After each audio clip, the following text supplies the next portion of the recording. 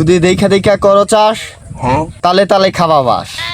কলা গাছের মতো দেখতে হলেও তাই এটি ফালতু একটি কলা গাছ। শীতকালে ছোট হয়ে গেছে দিন, কমে গেছে আলো, তাই আমাদের এই ফালতু ভিডিও না দেখাই ভালো।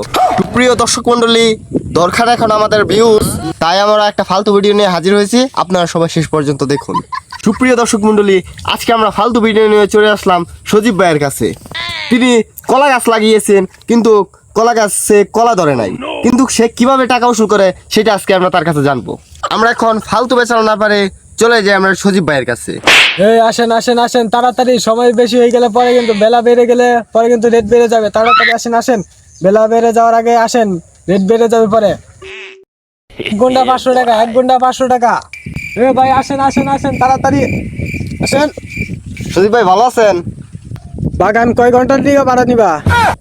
সজীব ভাই, আমি তো বাগান ভাড়া নিব না, আমি হলাম সাংবাদিক। ও তুমি সাংঘাতিক, ধরো সাংবাদিক না? তাহলে তুমি এনে কে লিগাইছো? সজীব ভাই, তোমার বাগানে বলে কলা ধরে না, কিন্তু তুমি বলে তারপরে টাকা উঠাইতেছো, তা কিভাবে আমরা জানতে আসলাম?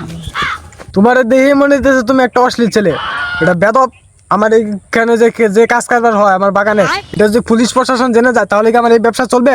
এটা বন্ধ করো এটা। এই যে বাগানটা যে আপনি ভাড়া দেওয়া ব্যবসা করতেছেন, এটা কিভাবে সম্ভব? এটা জানার আমার খুব ইচ্ছা।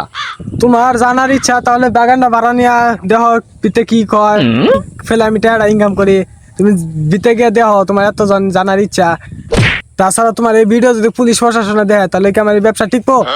তাহলে ভাই আমি এই বিষয়ে কোনো ভিডিও টিডিও করতে পারবো না? না, তুমি ভিডিও করবার পাইতো না। তাহলে কিভাবে সজীব ভাই? আমি তো তাহলে এই বিষয়টা আসলে জানতে পারলাম না। তোমার যদি এত জানার কৌতূহল থাকে তাহলে তুমি ক্যামেরাটা অফ করে দেয়া, তুমি এমনি ঘুরে দেখো। তাহলে সজীব ভাই ভিডিও আর করতেছি না, তাহলে ঘটনাটা মানে নিউজটা কোন আর কি? তাহলে টেহা দাও। তাহলে ভাই আমি তো গাছ কিনতে আইছি না। আমি বেসলেশন, তুমি কিনবা। এই যে বাগানের ভাড়া টেহা দাও, গুন্ডা হতি 500। ভাই আমি তো বাগান ভাড়া নিব না, আমি তো ওই আপনার মুখ থেকে কাহিনীটা শুনতে চাই। ও তাও 500? ভাই তাইলেও ভাষাটাই, আমি তো বাগানে ঢুকতাম না। তাহলে ভাই আমার খালি ঘটনা বিবরণটা দাও, আমি শুনে চলে যাই। ও তাহলে শুধু মুখের এই বিবরণটা শুনবা, তাও 500? তাহলে ভাই 500 টাকা দিন লাগবে। জান ভাই, এই যে 500 টাকা দিলাম, তাহলে ঘটনাটা খুলে গেল।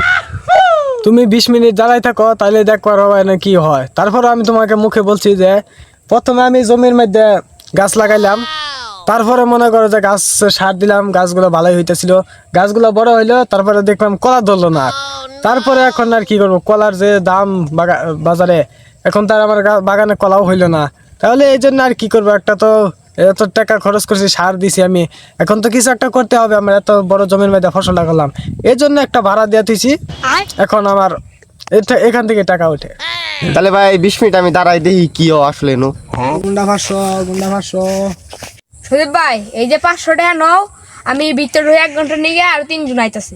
ঠিক আছে, যা।